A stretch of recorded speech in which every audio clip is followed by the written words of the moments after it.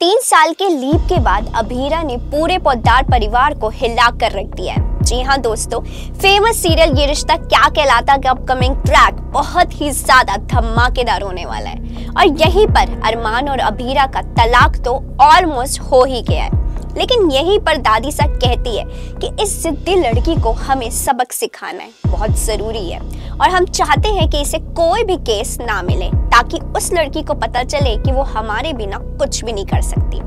वहीं आप देखेंगे कि अभीरा के हाथ में कैसे आता हुआ केस भी उससे छिन जाता है।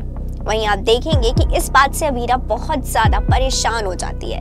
फिर उसे लगता है कि उसका लॉ का करियर यहीं पर खत्म होने वाला है। तभी आप देखेंगे कहानी में जबरदस्त धमाकेदार ट्विस्ट। आप देखेंगे ऐसा ट्विस्ट जिससे उड़ जाएंगे आपके क्या अरमान के क्या पूरे पोद्दार के होश। एक ऐसा ट्विस्ट जो आज तक कभी भी किसी सीरियल में नहीं आया, क्योंकि अब कहानी में आएगा नया मोड़। सीरियल में आएगा 3 साल का लीप में आप देखेंगे कि अभीरा तो इस शहर को छोड़कर जा चुकी होगी।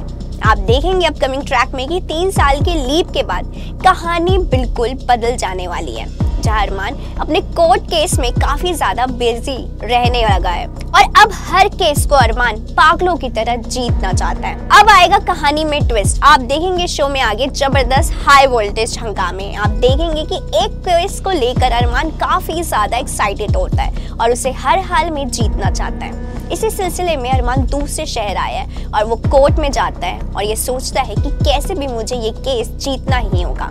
वहीं आप देखेंगे आगे कि कोर्ट में जो जज होते हैं वो दूसरी पाली में बदल जाते हैं और जब लॉयर अरमान उस जज के सामने पहुंचता है तो तब जज को देखकर तो अरमान के होश उड़ जाते हैं, क्योंकि वो जज कोई और नहीं उसकी अभीरा ही होगी। जी हाँ, आप देखेंगे आगे कि जब अरमान अपने केस की वकालत कर रहा होता है तब उसकी नजर अभीरा पर जाती है और तब अरमान के मुंह से एक शब्द तक नहीं निकलता।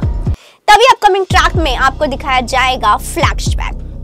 जी हाँ, फ्लैशबैक में दिखाया जाएगा कि कैसे दादी सा की वजह से अभीरा को कोई भी केस नहीं दे रहा था और तब वो हताश हो जाती है और तभी अभीरा मनीष गोयनका से पूछती है कि अगर वकालत और वकील से बड़ा कोई होता है तो वो कौन होता है। तभी मनीष का जवाब आता है कि वकालत की प्रोफाइल में तो सबसे बड़ा जज होता है और जज का फैसला आखिरी फैसला होता है। ये सुनकर अभीरा काफी ज्यादा इंस्पायर हो जाती है और अभीरा तभी ठान लेती है कि वो जज की पढ़ाई करने वाली है और यहीं पर अभीरा जज की पढ़ाई करके अरमान से इत्तेफाक से मिलके वापस उदयपुर लौट आती है।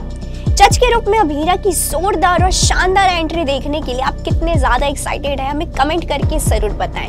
अब शो की कहानी यहाँ से कौन से मोड़ पर जाती है ये देखना तो काफी इंटरेस्टिंग होगा। इसी तरह के और भी सीरियल अपडेट जानने के लिए फॉलो और सब्सक्राइब करें इंस्टा फीड को, साथ ही प्रेस करें हमारा बेल आइकन।